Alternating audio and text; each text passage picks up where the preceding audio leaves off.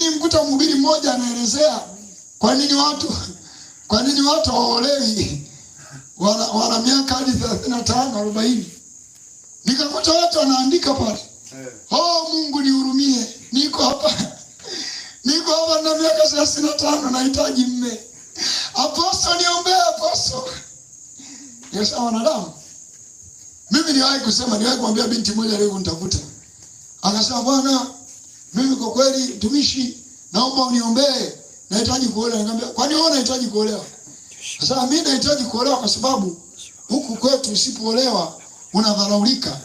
Nikamwambia hamna dia, hamna, unandanganya, usipoolewa unadharaulika.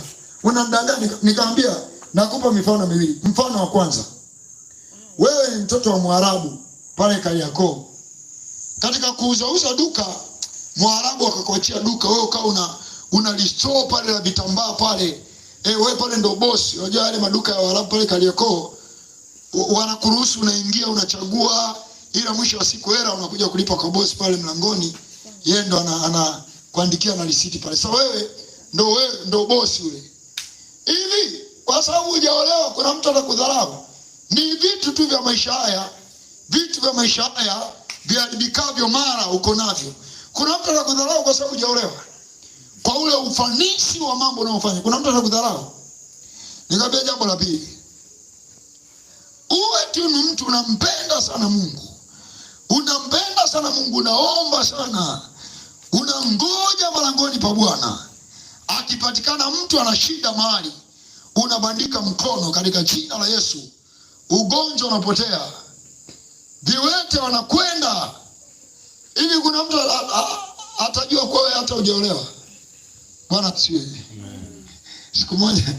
Siku moja bwana ni bwana na msikiliza Mashimo. Sasa nika comment pale nikasema hivi Mashimo huyu jamaa ameoa kweli?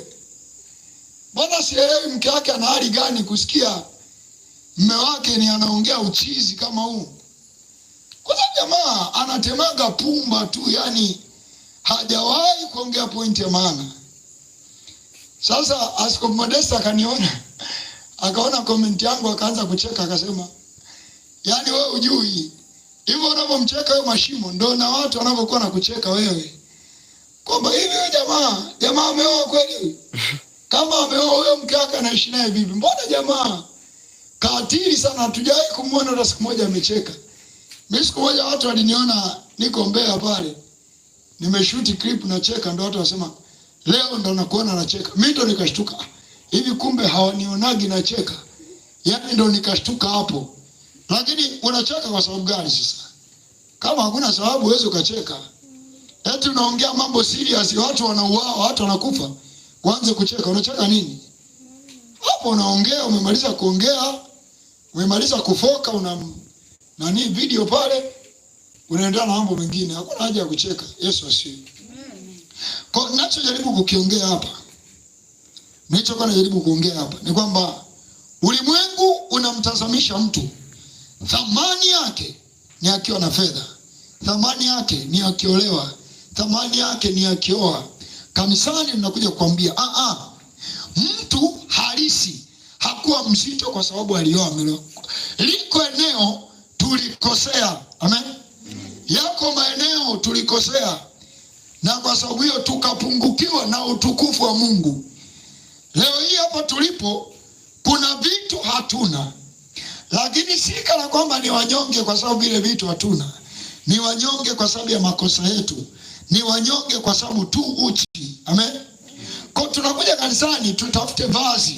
Ni wanyonge kwa sababu sisi tumekufa au tulikufa kwa sababu ya dhambi zetu.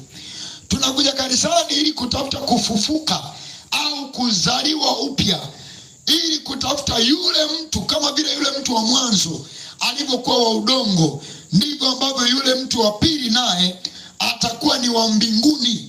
Kama ambavyo yule mtu wa mwanzo alitoka kwenye udongo, mtu wa pili ashuka kutoka juu. Bwana asifiwe. Mtu wa mwanzo alitoka kwenye udongo akiwa na utu wa kale, akiwa amejaa uharibifu. Mtu wa pili tuliyempokea ashuka kutoka juu. Hasa yule mtu wa pili anatakiwa aumbike, aonekane kwenye mili na maisha yetu. Yule mtu wa pili ana utoshelevu unaopita utoshelevu mwingine wowote. Yesu asifiwe. Kwa sababu mwisho wa siku hivi vilivyosambaa mitandaoni. Siku moja nimkuta mchungaji mmoja TikTok huko. Hasa nikambana tu, nikamwambia, hivi nabii, kama mimi natamani zina nifanyaje? Akasema, hapo bwana, wewe unatakiwa tu kuoa. Unatakiwa tu kuoa. Juzi hivi mwaka huu bwana, si